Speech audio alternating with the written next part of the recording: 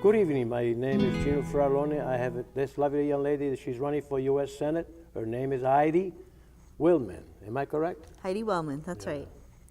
Okay, you are here just to tell the people why you're running for U.S. Senate.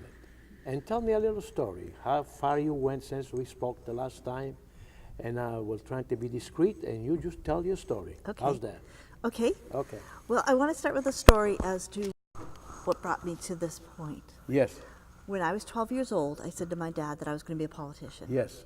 And he said, "Why do you want to be a politician?" Talk a little louder.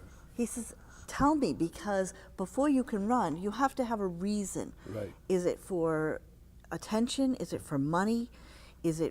What is your reason? When you have a reason, then you can run." Now I am 52, and I was preparing all this time Okay. to run for office. Okay. And I've served on some local boards. Yes. And when Elizabeth Warren said that she could not work with the administration, and she made it clear she was going to be an obstructionist, I heard her say, "I cannot work." And having a strong work ethic, I said, well, that person needs to be replaced, because we don't get to pick and choose who we work with. So to me, it's important that we work together, that we have a common cause, and that we are all caring about our country, we care about our government, we want it to work, and I want to make the Senate work for us. So since that time, which has now been over a year, I've put over 100,000 miles on my car, crisscrossing the state, meeting with people, Democrats, unenrolled, Libertarians, Green Party, Republicans, meeting with everybody to hear what they have to say, what they think are the priorities. And what I have heard is that they are not happy with the government the way it is. As you know, the current approval rating for Congress is 11%. Wow. So, that's pretty low. And I lived through Watergate. That's pretty low. Yeah. So even now with this omnibus bill that just recently got through the House and the Senate, hopefully will be vetoed by the president, because, they try to squish so much together, hiding in things like pay raises. That's corruption. I think we need to take that apart again and make them line items. It's a lot of work, but that way we don't kind of stuff things together, so that way everybody is clear. Transparency. Right. We need to have more transparency in our government. We need to take back our government. Correct. And I've been crisscrossing the state. I've gone to various meetings. I've gone to functions. I was a sponsor with the Littleton Police Department Canine Unit for a fundraiser to raise money for the canine unit. And I met people there. I met policemen, their wives, and I'm going to functions to meet with just the average person, not just the elites. Right. I want to meet with the average person, hear what they have to say, because a good campaign isn't something that you can pay for. You can't pay for votes. And I haven't been taking donations. I've been accumulating volunteers. It's about volunteers, grassroots. And we are encouraging people to volunteer to help us get signatures. Right. And we need to have 10,000 signatures to get ballot access.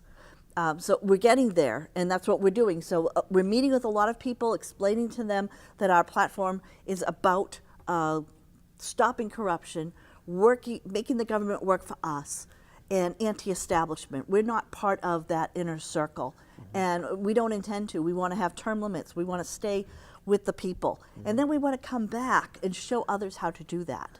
And that's important, that we prepare for the next generation to replace us, a succession, and make everything to work, not obstruct each other. It means coming together and having common causes. So I've been meeting with a lot of people and going to functions. I'm always looking to see what's happening, what activities are happening over the weekend, and going there and meeting with people and just listening to what they have to say, because it's what people want. The government represents the people, and if we are not listening to the people, then we can't possibly be representing them. Okay. Very well done. Thank you. Tell us how many people did you encourage to join you for your cause? Well, right now we have 10 people that are strong in our Yeah. campaign. Now, when I say strong, these are not paid people. These are Yeah, all volunteers. volunteers. Yeah, And yeah, I yeah. think that's important when you're a leader to be able to encourage and inspire people to want to give of their time and their resources to help. That's the old-fashioned way of campaigning, that you were Right. inspired by this candidate, that you just can't help yourself but want to help. Right, right. A lot of the campaign staffs and a lot of different, the modern campaign now, it's all pay to play. And that's not what politics is about. That's not what campaigning is about. And I think it's important that people know that our group is truly grassroots, that everybody who's involved in it believes in the message, believes in the platform, because they're all volunteering, just like I'm volunteering. I'm not getting paid to do this. No, Nobody's. I know, I'm I working know. full time at the same Right. time that I'm running because I have a family to support. That's true. That's true. Where did you go? Did you speak to anybody on the delegates? Tell us a little bit about Sure, that. sure. Well, in February there were a lot of caucuses for the Republicans because I Right. am running as a Republican, and so at the caucus, each town has a caucus, each town committee has a caucus, and they have so many delegates that can attend the convention, and so I attended these caucuses in different, as far as Westfield. Yeah, yeah. I've been to Greenfield quite often to try to Wow. get signatures. So I've been all over the state. Tomorrow I'll be in Gloucester. Yeah, yeah, yeah. Yesterday I was in North Andover at a function there. And so we go to the functions and we talk with the other Republicans, and I try to encourage them to support my nomination, because at the convention there will be 4 of us, Yeah, yeah, and yeah. each of us needs to have 15% of the delegates voting in our favor to validate our nomination. How many delegates are they? The list that I have is well over 1,000, Wow. and that's just the ones that have been elected. Yeah, yeah, yeah. Then anybody who is a Ex officio. yes, they would be on the state committee, Yeah, or they yeah. were a sheriff, or they were the chairman of a town committee. Right, So right. there's going to be a few thousand people there. Wow. So you need 15%. 15% to move forward into the primary, in addition to the 10,000 nomination signatures. Oh my God. That's a lot of work. It is a lot of work, and What- nobody pays you for it. That's So true. it's a labor of love, but I am enjoying it. It's fun. Yeah. I want to encourage other people to do it, because even though it's a lot of work, it's a lot of time spent with people and getting to know them and getting to know what interests them. And that's what I like to hear. I like to talk to the people and hear what they have to say. So actually, if you become a United States Senator, you will be in Massachusetts whenever you can, and you will be asking, Absolutely. telling, and make yourself visible. Absolutely. I think Not like some senator, they come from Massachusetts, they fade away, but they're still senators. right. They're I would not- keep a resident here Okay, in this okay, state. okay. And it would be my primary residence, Okay. obviously. And every opportunity I would have, well, I have family here. Every opportunity I would have to return, I would, Yeah. and continue as I have been, traveling the state, going to supermarkets, Yeah, libraries, yeah, coffee shops. yeah. That's where you're going to see the people. Yes, And not this town meeting thing where we're all going to Yeah. get together in a meeting Yes. and you come, because the people who go to those either love you or hate you. Yeah, yeah, yeah. You're not going to get the in between, and you're not going to get the feedback that Yes, you need. yeah. So I you don't agree. surround yourself with your fans. You Right, surround right. yourself with people With people.